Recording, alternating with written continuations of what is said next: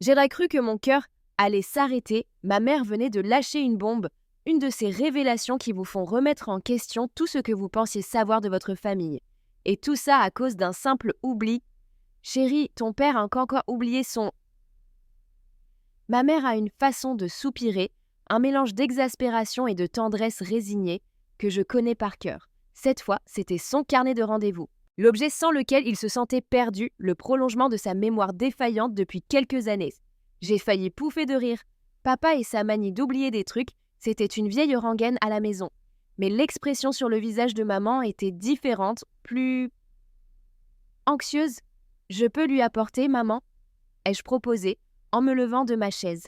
L'idée de faire une petite course ne me déplaisait pas. En plus, le cabinet de papa n'était qu'à une vingtaine de minutes en voiture.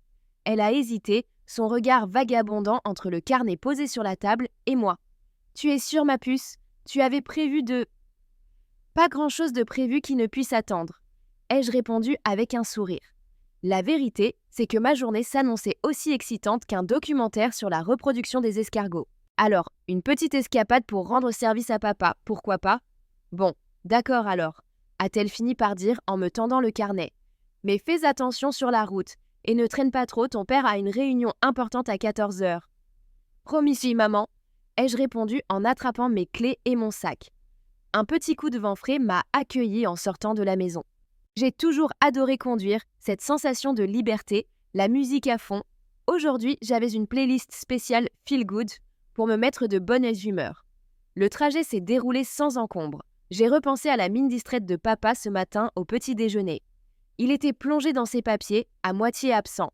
C'est vrai qu'avec l'âge, il devenait un peu plus tête en l'air. Mais c'était notre papa, un homme bon et aimant, un peu ours parfois, mais toujours là pour nous. En arrivant devant l'immeuble où se trouvait le cabinet de papa, j'ai garé la voiture et pris l'ascenseur. Le numéro de son bureau, le 302, était gravé dans ma mémoire. J'ai toujours bien aimé l'ambiance de cet endroit, un peu feutré, avec cette odeur de papier et de vieux livres.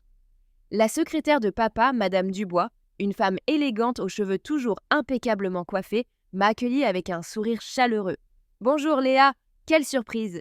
Ton père ne m'a pas dit que tu passerais. »« Bonjour Madame Dubois, il a oublié son carnet de rendez-vous ce matin, alors je lui apporte. » ai-je expliqué en lui montrant l'objet en question.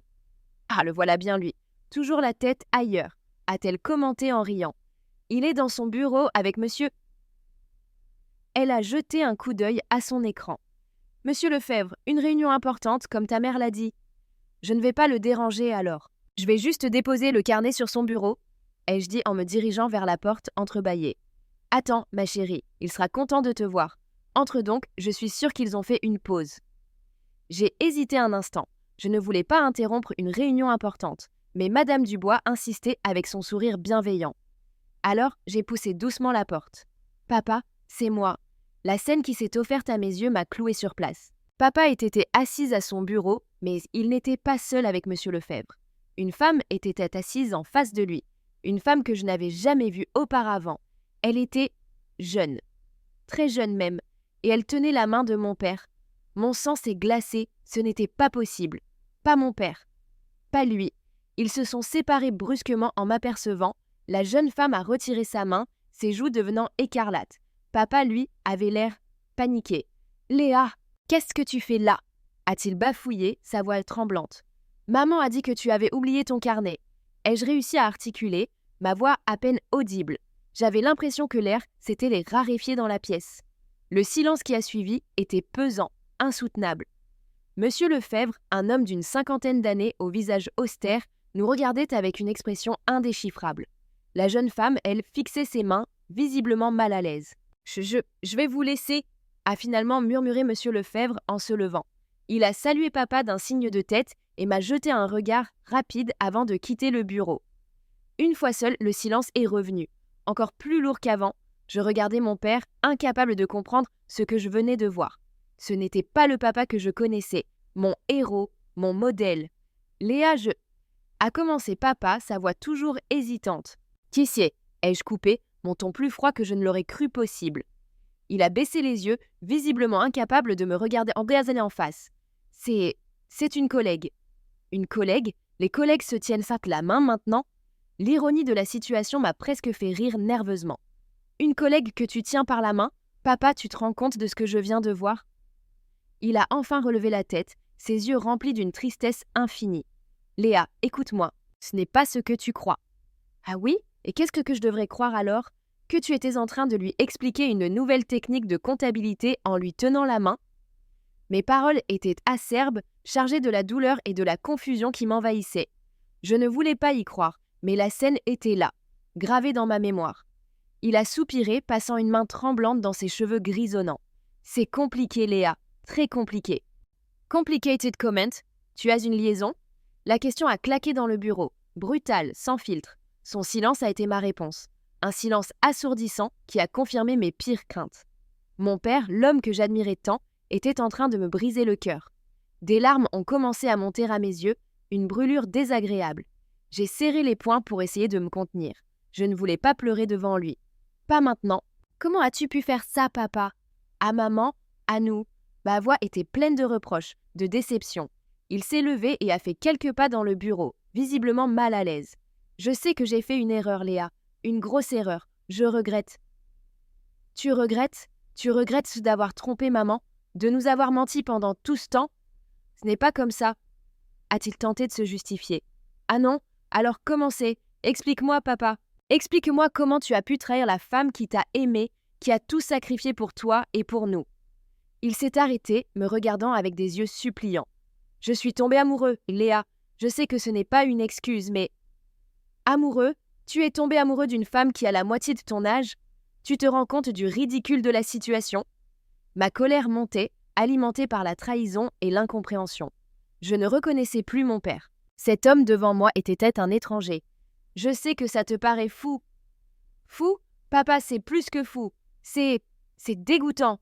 Les mots ont jailli, empoisonnés par la rage. Il a reculé, comme si mes paroles l'avaient giflé. Son visage s'est crispé de douleur. Ne dis pas ça, Léa, tu ne comprends pas. Non, papa, c'est toi qui ne comprends pas. Tu ne comprends pas le mal que tu fais.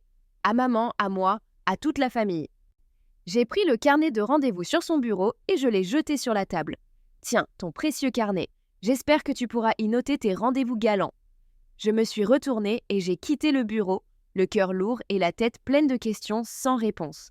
Madame Dubois m'a regardé passer avec une expression interrogative, mais je n'ai pas pris la peine de lui expliquer.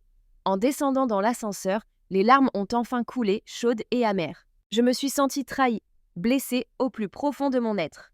Mon père, mon pilier, venait de s'effondrer sous mes yeux. Le trajet du retour a été un cauchemar. Mes mains tremblaient sur le volant, ma vision était floue à cause des larmes. Comment allais-je annoncer ça à maman? Comment allions-nous surmonter cette épreuve? En arrivant à la maison, j'ai trouvé maman dans le jardin, en train d'arroser ses fleurs. Elle s'est retournée en m'entendant arriver et m'a souri. Un sourire innocent, ignorant tout du tremblement de terre qui venait de secouer notre famille. « Alors, tu as trouvé ton père? Il était content ?» a-t-elle demandé, son sourire toujours accroché à ses lèvres. J'ai hésité un instant. Comment lui dire? Par où commencer? « Maman, il faut qu'on parle. » Ai-je finalement réussi à dire, ma voix brisée. Son sourire s'est estompé, remplacé par une expression d'inquiétude. « Qu'est-ce qu'il y a, ma puce? Qu'est-ce qui s'est passé ?» Je l'ai prise dans mes bras et j'ai commencé à pleurer, incapable de retenir mes larmes plus longtemps. Elle m'a serré fort, sans poser de questions, attendant que je me calme. Après quelques minutes, j'ai enfin réussi à lui raconter ce que j'avais vu. Chaque mot était une torture, une confirmation de la trahison. Au fur et à mesure que je parlais, le visage de maman se décomposait. Son sourire avait disparu, remplacé par une expression de choc et d'incrédulité. Quand j'ai terminé, des larmes ont commencé à couler sur ses joues. Le silence qui a suivi était déchirant. Nous étions là, enlacés, pleurant la perte de notre famille telle que nous la connaissions. La confiance était brisée, l'amour souillé par le mensonge. « Je n'arrive pas à y croire », a finalement murmuré maman, sa voix étranglée par les sanglots. « Ton père ?» Elle n'a pas pu terminer sa phrase. Les mots lui manquaient, emportés par la douleur. Les jours qui ont suivi ont été les plus sombres de notre vie. La maison était plongée dans une atmosphère pesante, chargée de tristesse et de colère. Maman était anéantie, son visage marqué par les nuits blanches et les larmes. Elle ne parlait presque plus, se contentant de fixer le vide. Papa est rentré le soir même, essayant de se justifier, de minimiser ses actes. Mais ses paroles sonnaient creuses, vides de sens. La confiance était rompue et rien de ce qu'il pouvait dire ne pourrait la réparer. La discussion a été violente, pleine de cris et de reproches. Maman a exprimé toute sa douleur, sa déception, sa rage. Papa a tenté de se défendre, mais il était pris au piège de ses propres mensonges. Finalement, maman a pris une décision douloureuse mais nécessaire pour sa propre survie. Elle a demandé à papa de partir. Il a quitté la maison quelques jours plus tard, emportant avec lui une partie de notre histoire, de nos souvenirs. La maison semblait vide sans lui, mais en même temps, une nouvelle forme de calme s'était installée. Un calme fragile, teinté de tristesse, mais un calme quand même. Maman et moi nous sommes rapprochés, trouvant un soutien mutuel dans cette épreuve. Nous avons parlé pendant des heures, partageant nos peurs, nos doutes, nos espoirs. Nous savions que le chemin serait long et difficile, mais nous étions déterminés à le parcourir ensemble. La vie a repris son cours, lentement, difficilement. Maman a commencé à sortir un peu plus, à voir ses amis. Elle a même repris ses cours de peinture, une passion qu'elle avait mise de côté depuis des années. Quant à moi, j'ai essayé de me concentrer sur mes études, de retrouver une certaine normalité. Mais l'image de mon père tenant la main de cette jeune femme revenait sans cesse me hanter. Un jour, alors que j'aidais maman à ranger le grenier, je suis tombée sur une vieille boîte en carton. À l'intérieur, il y avait des photos, des lettres, des souvenirs de leur jeunesse. J'ai pris une photo, une de leurs premières vacances ensemble. Ils étaient jeunes, souriants, pleins d'espoir. En regardant cette image, j'ai ressenti une vague de tristesse immense. Comment tout cela avait-il pu se terminer ainsi? Au fond de la boîte, j'ai trouvé une lettre. Une lettre jaunie par le temps, écrite d'une écriture que je ne connaissais pas.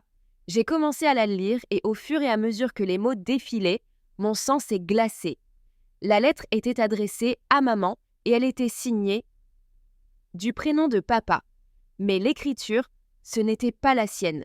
Et le contenu, c'était une déclaration d'amour passionnée, des mots que je n'aurais jamais imaginé lire de la part de mon père. Intriguée, j'ai fait continuer à fouiller dans la boîte. J'ai trouvé d'autres lettres, toutes écrites de la même main, toutes adressées à maman, toutes signées du prénom de papa. Mais l'écriture, toujours cette écriture inconnue. J'ai montré les lettres à maman. Son visage s'est figé en les voyant. Ses yeux se sont remplis de larmes. « Où as-tu trouvé ça ?» a-t-elle murmuré, sa voix tremblante. « Dans cette boîte, au grenier. Qui a écrit ces lettres, maman? Ce n'est pas l'écriture de papa. » Elle a pris les lettres dans ses mains, les caressant doucement.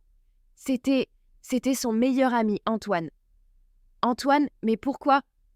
Ton père, il était très timide, tu sais. Il n'osait pas m'écrire, me dire ce qu'il ressentait. Alors, Antoine l'aidait.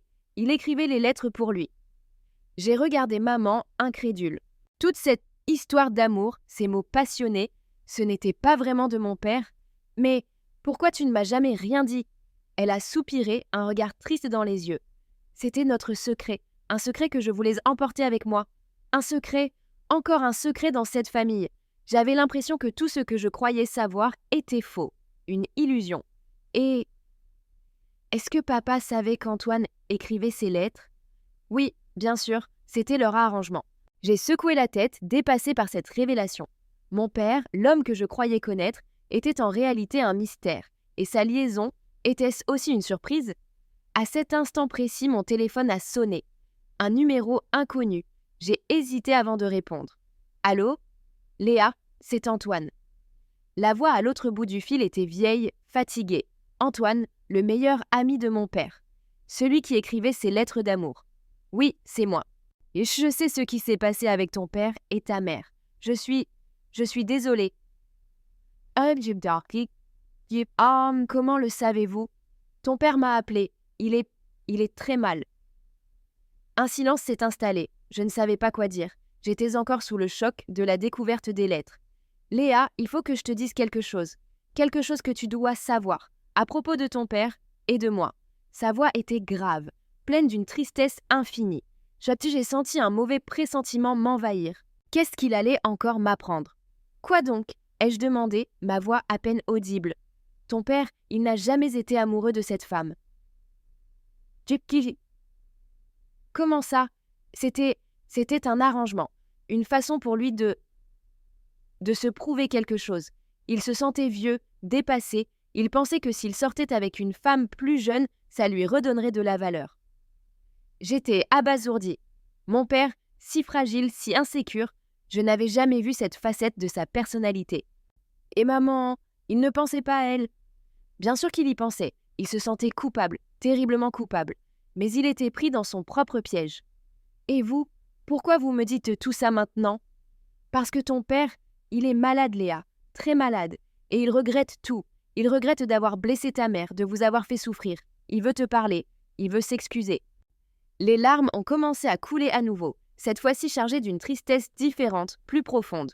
Mon père, malade, et tout ça à cause d'une stupide liaison, d'une tentative désespérée de retrouver une jeunesse perdue. Où est-il? Ai-je demandé, ma voix tremblante. Il est à l'hôpital, je peux te donner l'adresse. J'ai hoché la tête, incapable de parler. Antoine m'a donné l'adresse et le numéro de chambre. J'ai raccroché, le téléphone tremblant dans ma main. Maman me regardait, son visage plein d'inquiétude. Qui était-ce? Qu'est-ce qu'il y a? C'était Antoine. Papa est à l'hôpital, il est malade. Le visage de maman s'est décomposé. Malgré la douleur et la trahison, l'amour qu'elle portait à mon père était toujours là, intact. Il faut qu'on y aille, a-t-elle dit, sa voix à peine audible. Nous sommes précipités à l'hôpital. Le trajet a été silencieux, chacune plongée dans ses propres pensées. J'essayais de comprendre, de digérer toutes ces révélations. Mon père, cet homme complexe et fragile que je n'avais jamais vraiment connu. En arrivant à l'hôpital, nous avons trouvé la chambre de papa. Il était allongé dans son lit, pâle et fatigué.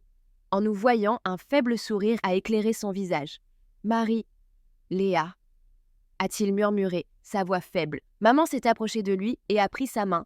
Des larmes coulaient sur ses joues. « Oh, mon chéri !» Je me suis approchée à mon tour et j'ai pris l'autre main de papa. Sa peau était froide, ses doigts fragiles. « Papa !» ai-je dit, les larmes coulant sur mon visage. Il a serré légèrement nos mains. « Je suis désolée, tellement désolée. »« On sait, papa, on sait », a répondu maman, sa voix pleine de tendresse. Nous sommes restés à ses côtés pendant des heures, parlant, nous souvenant des bons moments, laissant de côté la douleur et la trahison. J'ai réalisé à quel point mon père était important pour moi, malgré ses erreurs. Il nous a parlé de sa maladie, de ses regrets, de son amour pour nous. Il nous a demandé pardon encore, et nous l'avons pardonné.